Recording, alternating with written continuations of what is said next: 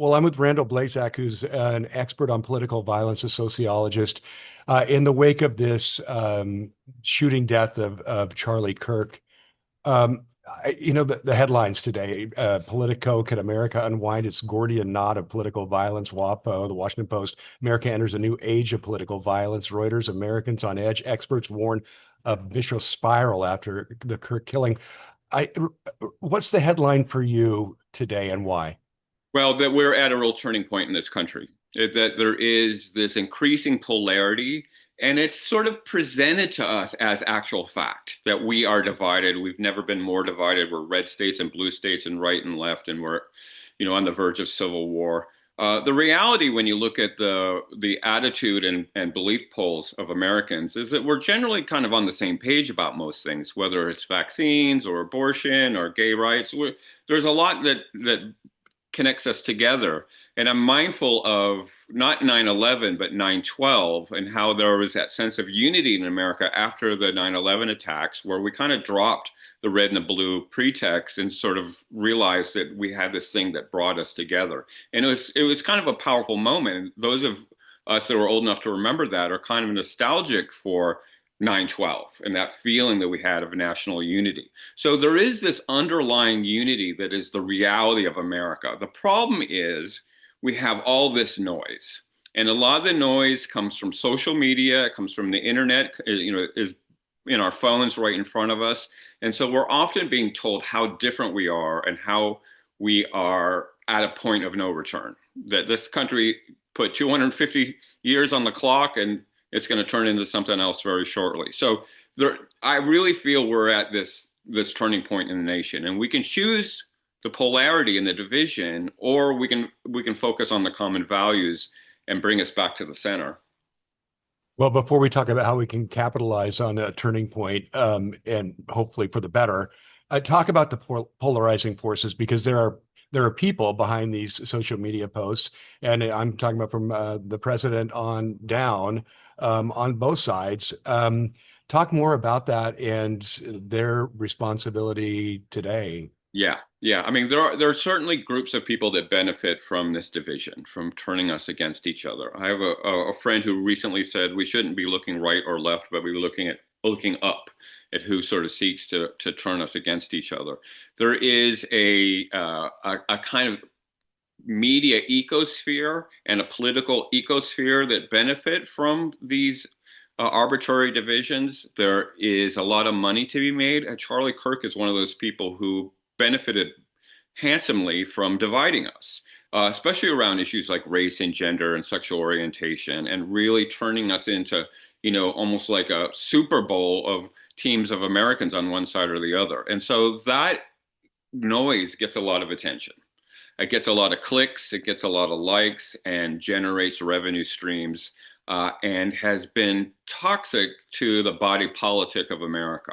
It has really turned brother against brother, and that's the language that we used before the Civil War. The good news is, that is created by people, and the response to it can come from people. The antidote can come from the people who are being disaffected by it. But it has created a political climate in which this country's history is now in the balance for where we go from here. I mean, do we continue as a democracy? Do we slip into something that looks like feudalism or totalitarianism? I mean, no nation is guaranteed to exist forever. I'm old enough to remember countries that have come and gone. Zimbabwe, gone. East Germany, gone. Like, there's been lots of countries that have ceased to exist. And so we could potentially be at that point right now. I want to talk a little bit more about political violence, the result that comes from some of this. Talk about, there are groups, and here we're used to talking about Proud Boys and Antifa on either side, but a lot of this political violence isn't coming from groups, right? It's individuals. Yeah, it's individual, and it's disaffected individual. So first of all, we don't yet know the motive of the killer in the Charlie Kirk case. He had enemies on the right as well. There are also lone actors who had a personal beef with him for whatever reason. It could be someone from outside the country seeking to create political instability in this country. I mean, there's a whole host of possibilities. There's sort of this rush to judgment that because Kirk was on the right, the assassin must have been on the left. We don't know. We don't know. It's worth pointing out that the person who attempted to assassinate President Trump in Butler last year was a registered Republican. So, you know, these arbitrary creations of the right versus the left are often not the reality of what's actually happening on the ground. And so there are individuals who are disaffected, who feel that their political voice, wherever they are on the political spectrum, is not being heard. And typically, male expressions of violence becomes the result. That I'm going to make a statement, and this is the way we do it in America. And we have a long history of this. We've had successful and near successful assassinations going back to the Civil War, that we have had this as I don't want to say legitimate, but a normalized expression of political dissent. The notion of a violent attack being a way that makes a political point. Can you tie this into Oregon and our history with polarization and some of the political violence that we've Yeah. seen here? Well, the Oregon has a unique history. I mean, Oregon was founded, and a lot of people don't know this, as a white-only state in 1859. It was written into the Constitution. So we've been on the margins. The state was essentially politically controlled by the Klan in the 1920s. And then we saw the rise of sort of leftist groups in the 1980s that sort of got the spotlight for what the political norms in Portland are. But we have been a state that has been kind of outside of the mainstream political discourse, that as a frontier state, we have had a place for people that were on the political margins. And this continues to Oregon in the 2020s, that we've got both people who are on the far right and on the far left sort of coexisting in the same environment. It's a little bit connected to our history as a frontier state. It's also tied to a notion that this is a state that has incredible division between sort of educated groups or groups that have access to education and more rural groups that don't. So there's a unique makeup of Oregon that makes it a more polarized state. But still, just like in the rest of the country, there's a whole bunch of us that are in the middle. There are a whole bunch of us that are sort of watching these two sides, like we're watching a soccer match or something that are, you know, here they go again. And those folks often get left out of the discussion. So I'm mindful of the president's comments last week that protesters have turned Portland into a living hell, and that, you know, it's been on fire since 2020. And, you know, most of us look out the window and think, God, I live in this beautiful city. What the heck is he talking about? I mean, during 2020, my father, who is an avid viewer of conservative media, would regularly call me and ask me if I was okay, if Antifa was burning down my house. And I'd say, well, hold on a second, let me look out the window. No, it's just another beautiful day in Portland. So there's this reality, and then there's this sort of generated image about the dominance of the extremes, when in fact they are relatively small percentages of our population, but they get a lot of attention. No doubt. And I love some of the responses that have come out about the hellhole that Portland is. Beautiful pictures. Um, how much responsibility does our current president bear in our current situation here? Yeah, that is a loaded question, Tim. I I will tell you. understand. Yeah. That we have never had a president that had such divisive rhetoric, who talked about people as evil, as inhuman, as born criminal. The language that we get from President Trump is not the language of unity. It's not the language of the common experience of all Americans. It's about my side is good and your side is evil, and they must be destroyed. And this is dangerous language. As somebody who's studied fascism for over 40 years, this is the rhetoric that we expect from people who are authoritarians, not from people who seek to unite us.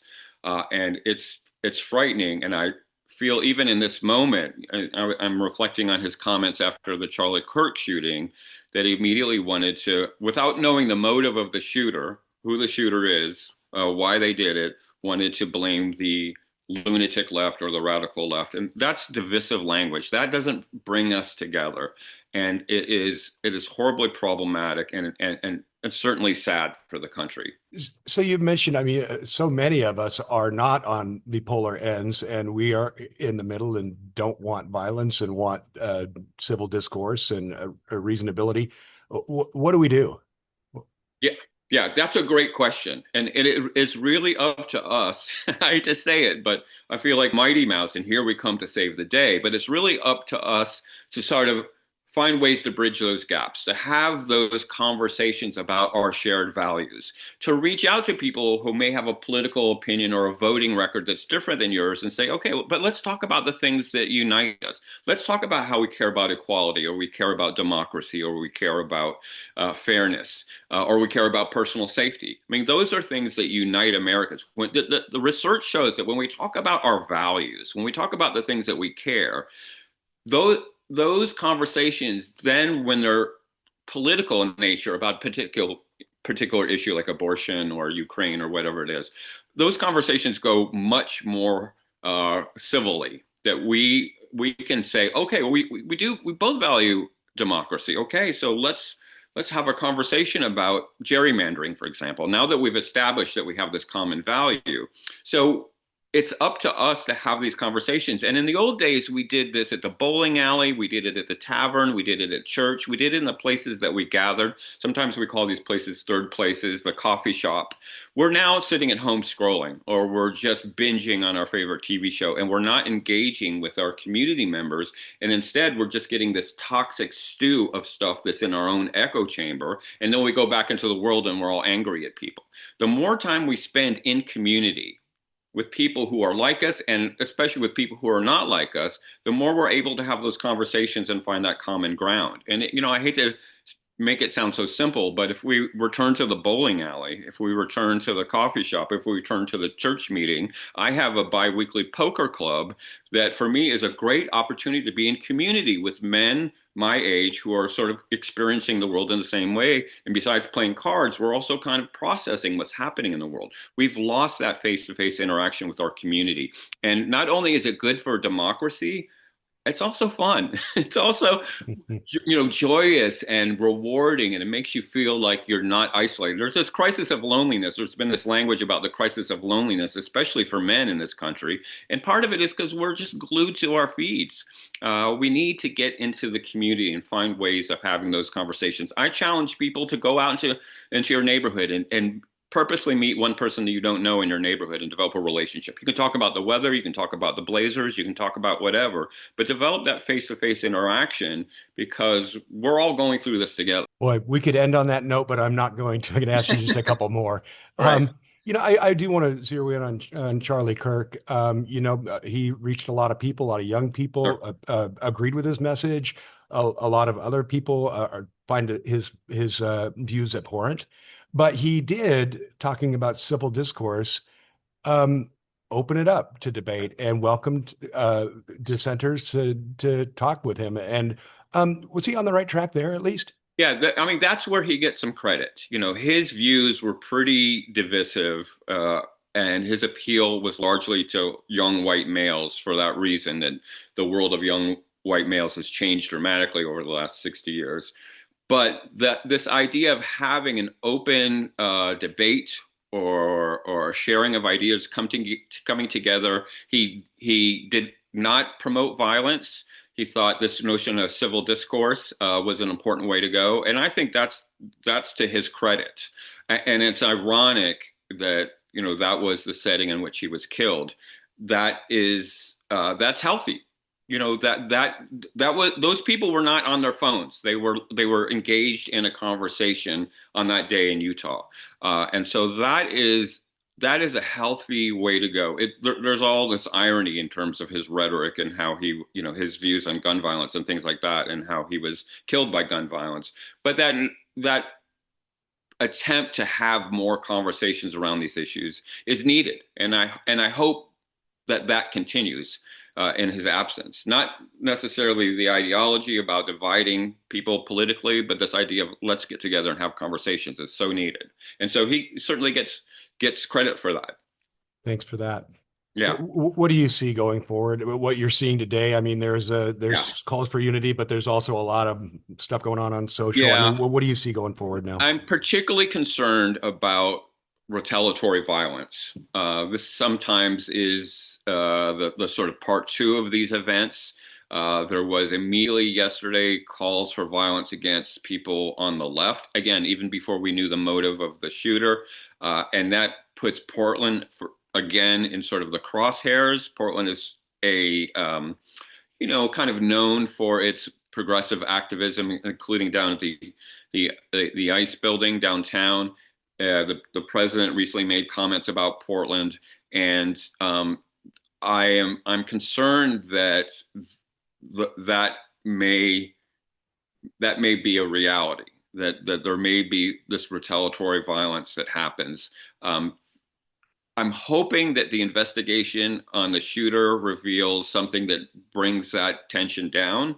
That may be, or it may be, who everybody, thinks it is. And there is more calls for violence. Again, we are on a precipice. We are at a point where this country could go one way or the other. I mean, I think history, and I always tell my students that we are living in history. Somebody's going to write the history of 2025, and it's going to be a doozy. And it could be, you know, Fort Sumter, the shot that all of a sudden sent America into a violent bloodbath, or it could be an opportunity for us to take a good look at ourselves and how far we've come in terms of our political incivility and choose a different path. Well, Randall Blazak, really appreciate your expertise on this, and good to have you right here in Portland to talk Yeah, with you. my pleasure. Yeah, thank you.